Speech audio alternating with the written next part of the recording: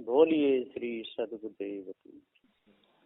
सदगुरु श्री कबीर साहब जी पुकार के समझाते हुए कहते हैं, मानुष तेरा गुण बड़ा हे मनुष्य, तेरा गुण बहुत बड़ा। तू अपने आप को जाने क्यों भूला हुआ है, क्यों धोखे की बातों में लगा हुआ है, अर्थ पर ध्यान क्यों नहीं देता, तुझे अपने आप का भान क्यों नहीं है, दूसरी झूठी बातों में फंस फंस के क्यों तू अपने समय को बर्बाद करता है। और जब तक तू समय को बर्बाद करता रहेगा, धोखे में फंसा रहेगा, तब तक तेरे को बिल्कुल जरा भी विवेक नहीं हो सकता है। क्योंकि विवेक विचार को तू तेने भ्रम भूल कल्पना में लग करके और विषय वासना में लग करके नष्ट कर दिया।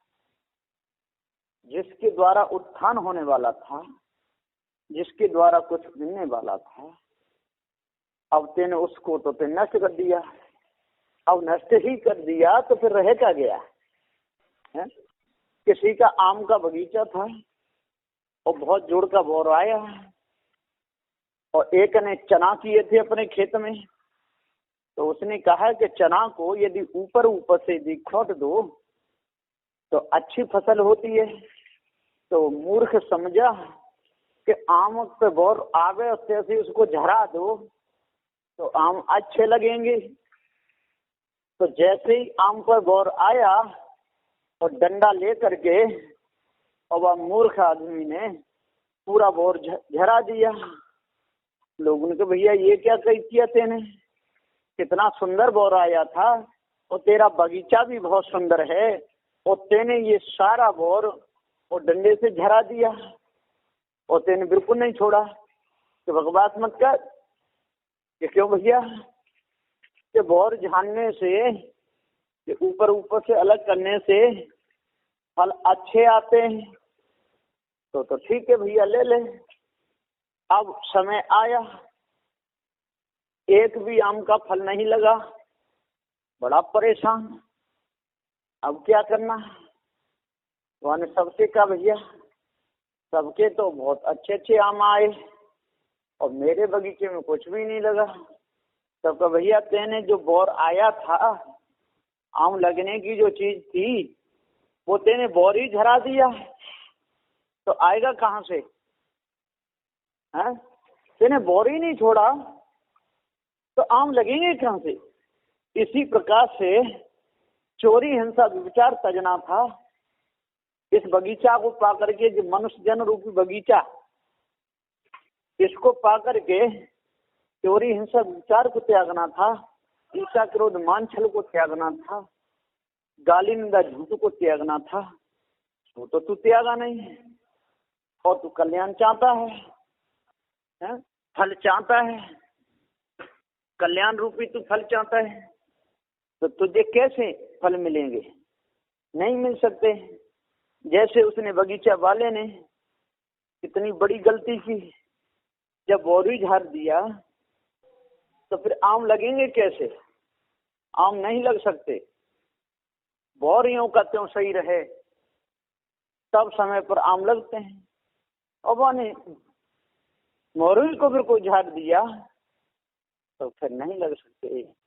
तो सदगुरुदेव जी यहाँ पुकार के समझाते हुए कहते हैं कि हे भाई ज्ञानियों, हे विद्वानों, चार वेद छह शास्त्र सारे पुराणों के ज्ञाता हो, यदि मनुष्य जन्म पा करके आप मोरी झाड़ दोगे, जब चेतन जीव को ही नकार दोगे, चेतन जीव को ही अल्पज्ञ कहोगे, ईश्वर का अंश कहोगे, टुकड़ा कहोगे, नानक विकारी कहोगे, प्रसन्न कहोगे, तो आपको सत्य का बोध कहाँ से होगा? जो सत्य है, जो अविनाशी चेतन जीव है, कभी मरता नहीं, कभी कटता नहीं, कभी सड़ता नहीं, और उसको ही आपने नकार दिया, तो फिर सार रहा क्या?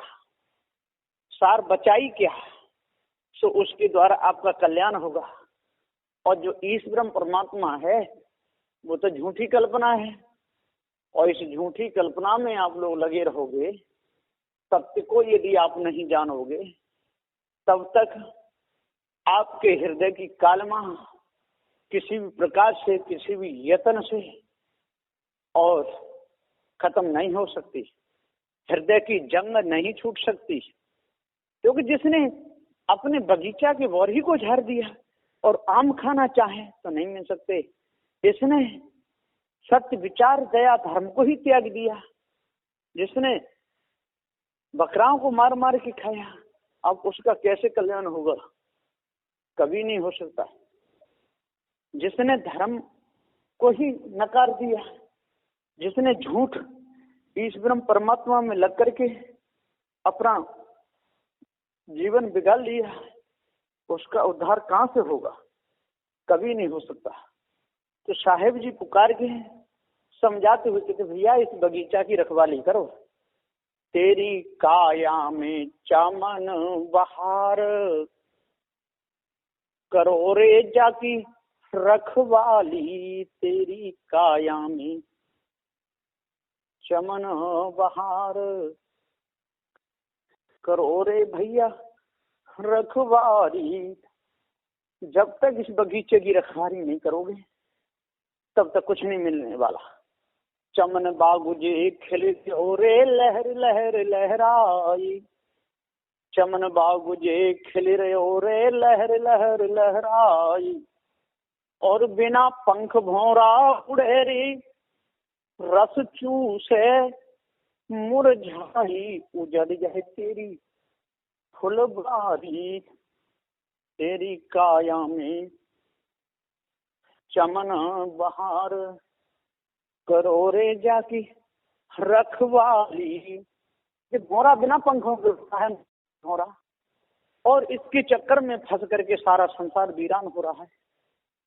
जब तक हम सत्य न्याय निर्णय को नहीं जानेंगे और इस मनुष्य रूपी बगीचा को नहीं रखाएंगे, अपनी इंद्रियों को पवित्र शुद्ध साफ नहीं करेंगे, चोरी हिंसा विचार में फंसे रहेंगे, कल्याण रूपी और मोर को झराते रहेंगे, हम अपने आप को नकारते रहेंगे। जो धर्म सत्य है, जो अजर अमर अखंड अविनाशी चेतन जीव है, हम इसको ही भूल गए तो फिर हमारे पास में रही क्या गया? हमारे पास में कुछ नहीं बचेगा। हम समझ लो कि वीरान हो गए, हम समझ लो घायल हो गए। सद्गुण रूपी बोर झर गया। सत्य, विचारशील, दया, धैर्य, विवेक, वैराग्य और गुरु भक्ति, इसको हम दूर कर दिए, इसको हम नकार दिए, अपने जीवन को और बर्बाद कर लिए धोखे में, और पूरा समय हमारा चला गया। अब हमारे पास में रही क्या गया? घर गृहस्थी में फंसे, स्त्री के शौक श्रृंगार में अपने जीवन को पूरा लगा दिए, बच्चों को खिलाने पिलाने में, पढ़ाने और लिखाने में सारा पूरा जन्म बिताया, लेकिन अपने लिए हम कुछ भी नहीं कर पाए। अब बताइए, सारा बगीचा झर गया। जो बौर आया था, जो बलवीर था, वो सारा विषयों में लग के झरा दिया। विवेक वैराग था, उसको भी झरा दिया, कुछ भी नहीं रहा।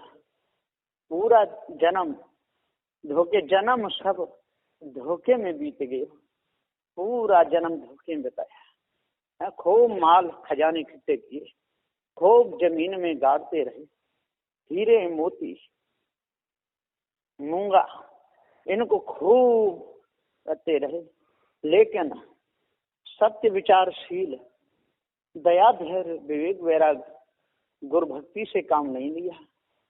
धोखे में ही सारा समय चला गया, कुछ भी पास में नहीं रहा। सदगुरुदेव जी पुकार के समझाते हुए कहते हैं कि हे भाइयों, अजहू लेहु छुड़ाई काल, जो करे सुरत संभाल। आज भी यदि कोई ध्यान देना चाहे और विषय वासना भ्रम भूल कल्पना से छूटना चाहे, विवेक विचार से यदि काम लेना चाहे, तो मैं आज भी छुड़ा सकता हूँ। धोखे से मैं आज भी बचा सकता हूँ। क्यों? कि मैं तो सत्य का ही उपदेश देता हूँ, झूठ का नहीं। मैं चेतन पूजा बताता हूँ, पत्थरों की पूजा नहीं। मैं सत्य अविनाशी चेतन जीव को कहता हूँ, किसी ईश्वर परमात्मा को नहीं। मैं तंत्र मंत्र जादू टोना हवन होम से बचाता हूँ, मैं शुद्ध साफ शाकाहार भोजन पाने की आज्ञा देता हूँ और स्वयं करता हूँ, है ना। किसी को भी न मैं कभी धोखे में फंसाता हूँ और न मैं धोखे में गिरता हूँ, न गिराता हूँ, न जलता हूँ, न जलाता हूँ, न मारता हूँ, न मरता हूँ। मैं तो सत्य का ही उपदेश देता हूँ। तो सदगुरु श्री कबीर साहब जी पुकार के समझाते हुए कहते हैं कि जब तक आप लोग सत्य से काम नहीं लोगे और सत्य को नकारते रहोगे और झूठ में जब तक आप लोग फंसे रहोगे तब तक आप झूठा ही कहलाओगे। जो झूठ बोले वो झूठा। एक लड़का था, एक पिता थे, तो पिता अपने बेटा को कंधे पे बैठा करके ले जा रहे थे और वो बहुत झूठ बोलते थे। उनके अंदर शक थी कि मेरा तो झूठा जीवन बन गया, मैं तो झूठ बोलता ही हूँ। यदि मेरा बेटा सत्यवादी हो तो बहुत अच्छी बात है। तो उन्होंने अपने बेटा की परीक्षा ली और बेटा से कहा कि हे बेटा, ऐसा मालूम पड़ता है कि समुद्र में कहीं पहाड़ टूट गया। तो उनका कंधे पर जो बेटा बैठा था बोला, हाँ पिताजी, बात बिल्कुल सही है। जो पहाड़ समुद्र में गिरा तो पानी ने उछाल मारी तो बूंदे मेरे भी ऊपर आके गिरी। उनके है तेरे की, मैं झूठा हुआ सो हुआ, मेरा बेटा तो मेरे से भी ज्यादा झूठा। तो जो रहे करवा सो निकले टोटी। जब बाप माँ ही झूठ बोलेंगे तो बेटा कैसे सत्यवादी हो सकते हैं। बाप माँ ही शराब पिएंगे तो बेटा कैसे नशा मुक्त हो सकता है, नहीं हो सकता है। तो सदगुरुदेव जी हम पुकार के समझाते हुए कहते हैं कि हे भाई ज्ञानियों, हे विद्वानों, 4 2 6 7 18 प्राणों के ज्ञाता, आज आप लोगों को कितना सुंदर समय मिला है।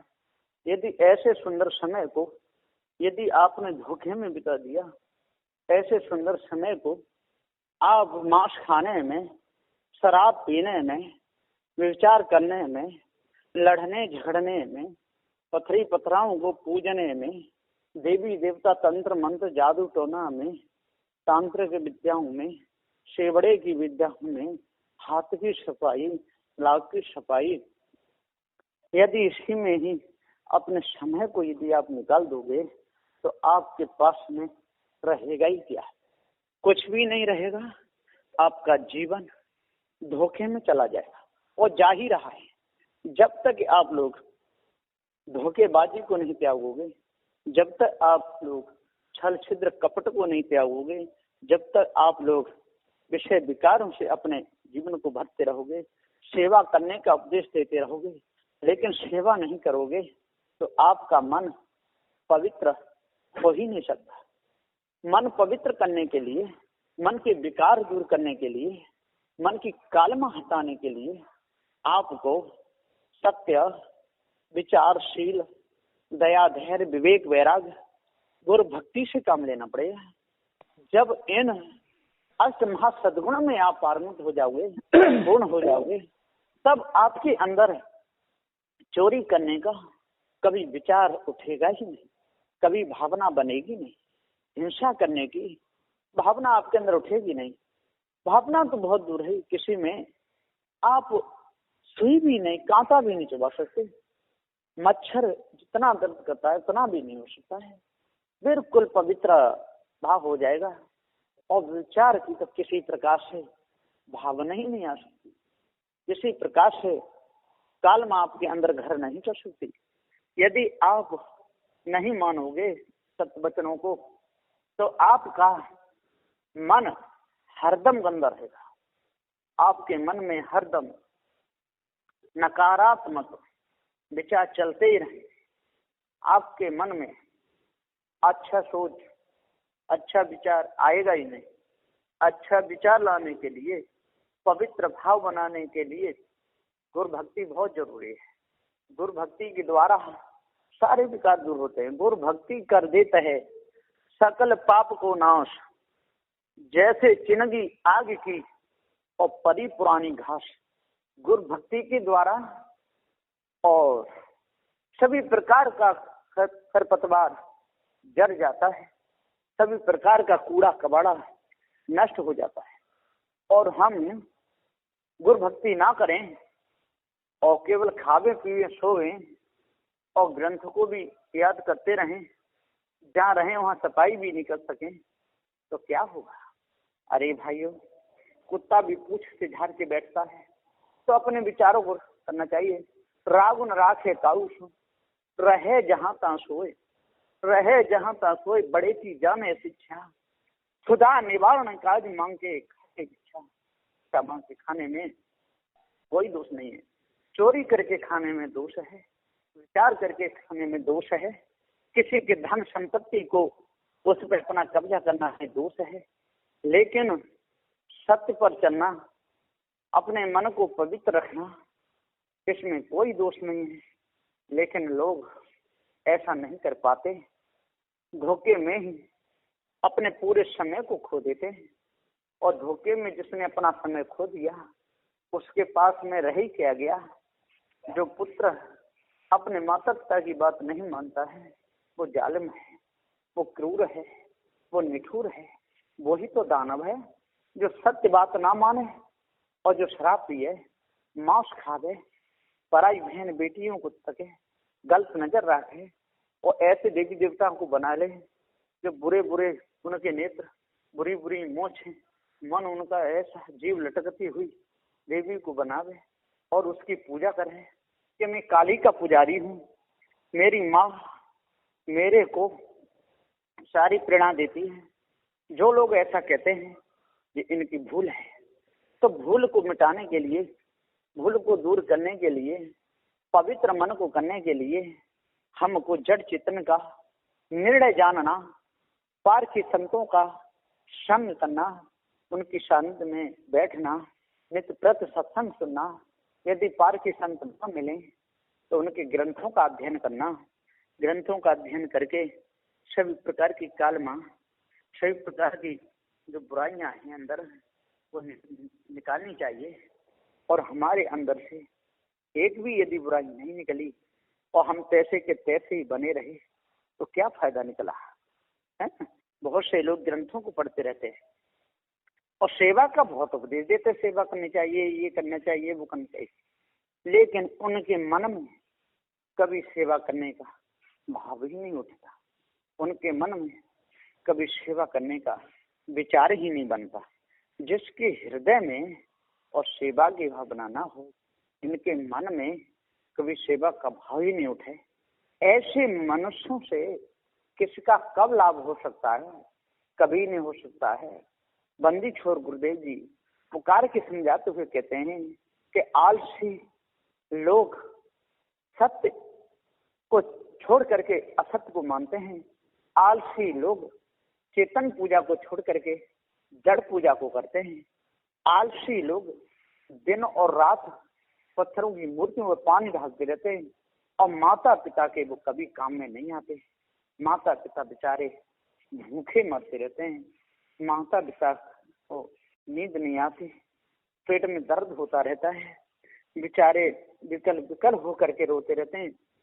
हाय, हमने बेटा को कितने यत्न से पाला, बेटी को कितने यत्न से पाला, ये आशा लगाई थी कि ये हमारे काम आएंगे, ये हमारी सेवा करेंगे, लेकिन आज समय पर कोई काम नहीं आ रहा है। ना बेटा काम आ रहा है, ना बेटी काम आ रही है, ना बहू काम आ रही है, ना नाती काम आ रहा है। जाने कहाँ कहाँ बेचारे चले जाते हैं पढ़ लिख करके और बिल्कुल आलसी बन जाते हैं।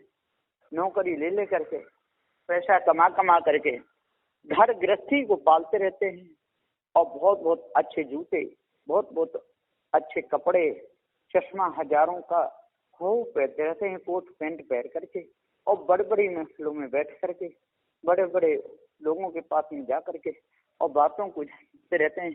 कहाँ के सेठ आ गए, ये कहाँ से आए, ऐसे उनके मन में और जाने क्या क्या धुन उठते रहते हैं।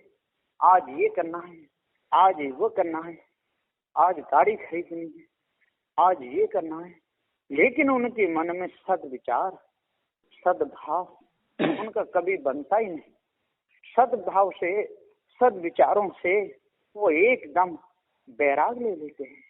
तो बंदी छोर सदगुरुदेव जी कहते हैं कि हे भाई ज्ञानी हो, 4 वेद 7 18 पुराणों के ज्ञाता हो, जपी तपी सन्यासी हो, जब तक आप लोग अपने मन को नहीं शुद्ध करोगे, जब तक आप लोग मांस खाना नहीं त्यागोगे, जब तक आप लोग शराब पीना नहीं त्यागोगे, जब तक आप लोग नंग धंग डोना नहीं त्यागोगे, तब तक आप में और पशुओं में कोई अंतर ही नहीं रहेगा।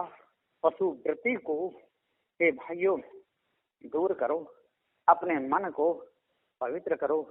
पवित्र मन में सद्भाव आता है तो गंदे मन में और दुर्भाव आता है। तो सद्भाव अपने मन में जब आप रखोगे, सद्कर्मी आप जब करोगे, विवेक विचार से पूरा काम लोगे, हृदय की जब कालमा पूर्ण हो जाएगी, उस समय आपके अंदर सद विचार ही उठेंगे, सत्य की तरफ ही आपका लक्ष्य रहेगा।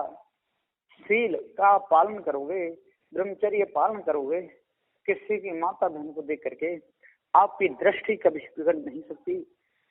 जब आपकी नजर पड़ेगी बहुत सुंदर हिसाब से पड़ेगी। यदि आप घर गृहस्थी में भी रहोगे तब भी आपका मन पवित्र रहेगा।